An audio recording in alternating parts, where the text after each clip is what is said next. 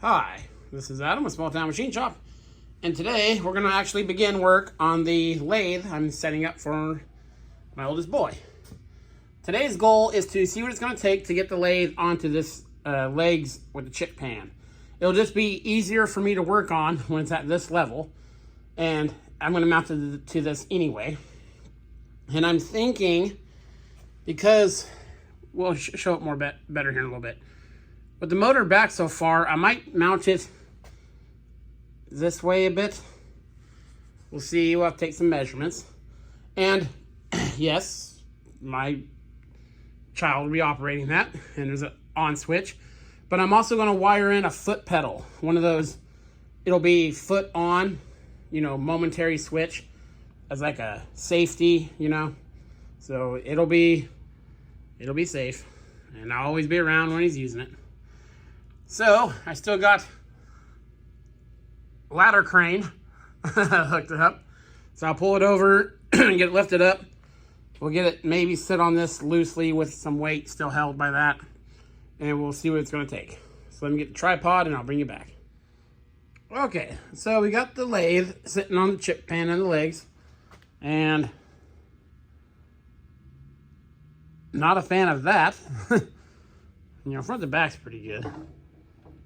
But obviously the bolt holes from this setup, from the Logan lathe, aren't the same. There's only one hole up here, one on the other side. So what I think I'm going to do is go to the scrapyard tomorrow, which is also a steel supplier, and get some thick plate.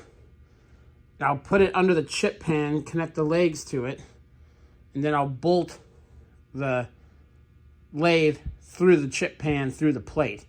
That'll make not only the base more rigid, but it will also make the lathe more rigid slightly. So that's what we're going to do. So, overall evaluation of this lathe, because this is honestly besides cleaning up that little spot, the first time I've really looked at this thing. And we got some, I don't want to move stuff much because it's all crusty. That is moving, but just barely. I don't want to damage it. Tailstock moves pretty freely. The lock is broken, so I have to address that. That moves really easy. See how shaky that is? The carriage will not move at all. The handle moves. The lock is disengaged, and the half nut's disengaged. When I actually turn this, the lead screw turns, so that is stuck.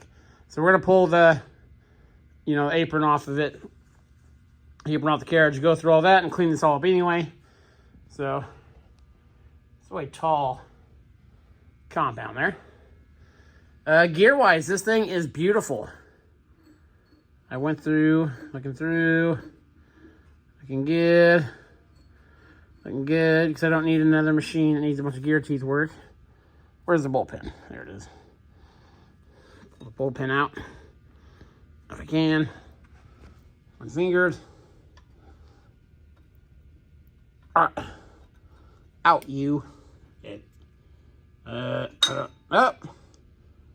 I don't know if it's supposed to come that far out, but now it's out and down there. So, fish that guy out later. These teeth look beautiful. The gears on the back. Still got our thread and chart. And I did get a set of gears with this.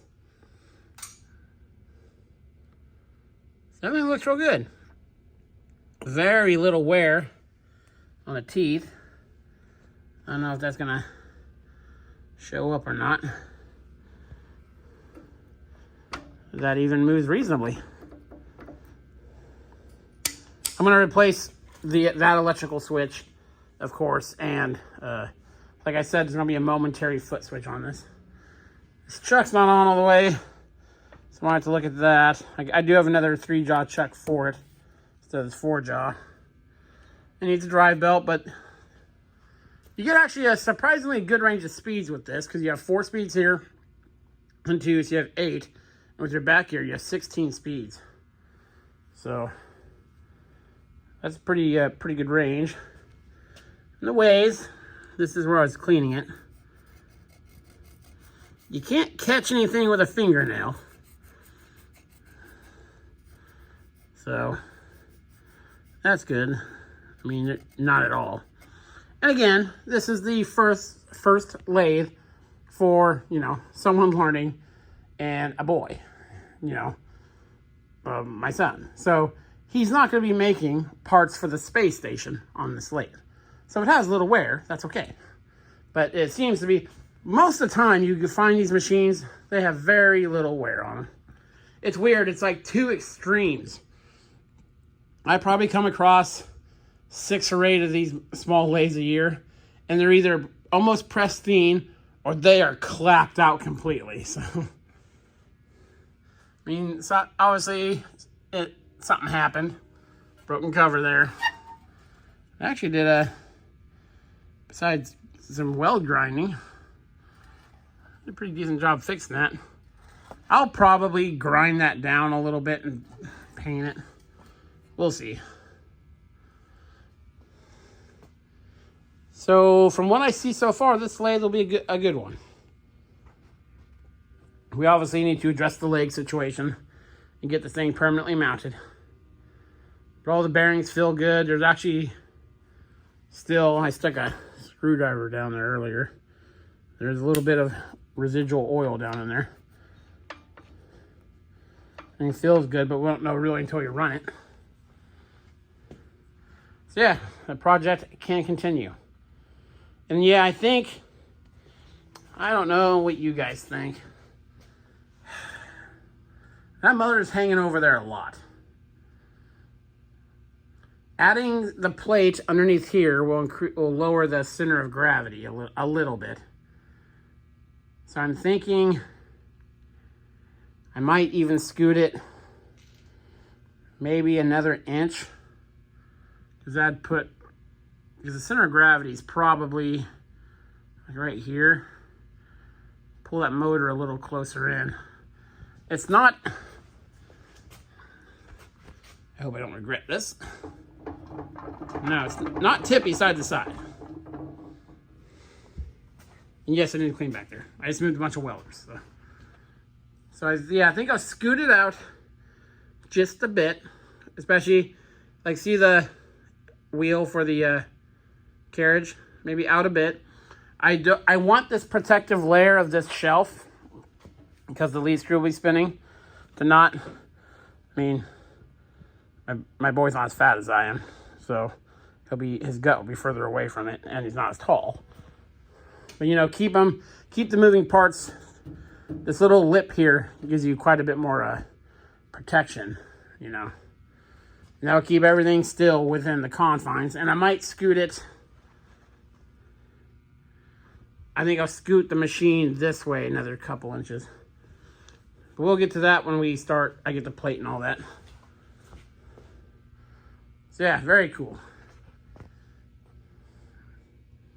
This will be a nice setup. I'm very excited to get this going. So yeah, in the next video, we'll take care of the chip pan stuff. We'll get this bolted down, and we'll strip the carriage and apron off of it, and probably the lead screw. So that way we can completely clean. I don't know if I'm gonna go take the headstock off to clean underneath there. I'll see what happens, but I'll clean the ways, get everything cleaned, lead screw, wire wheel and everything, get all this all cleaned up. And we'll go from there. So yeah, this is Adam from Small Town Machine Shop. Please comment, like, and subscribe, and thanks for watching.